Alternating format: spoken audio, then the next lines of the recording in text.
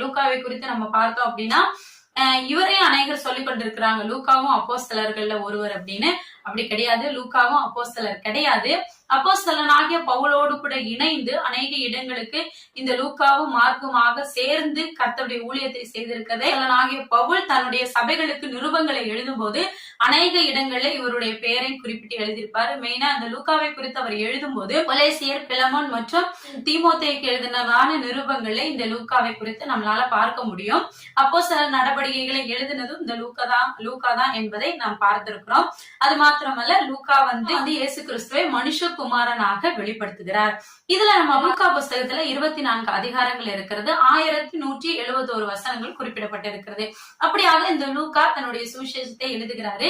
அதுல இந்த லூக்கா சுவிசேஷத்துல பாத்தீங்க அப்படின்னா அற்புதத்துக்கு அவர் இம்பார்ட்டன்ஸ் அதிகமா கொடுத்திருப்பாரு. ஏன்னா இவர் ஒரு மருத்துவரா இருக்கிறபடினால இந்த லூக்கா புஸ்தகத்துல சரீர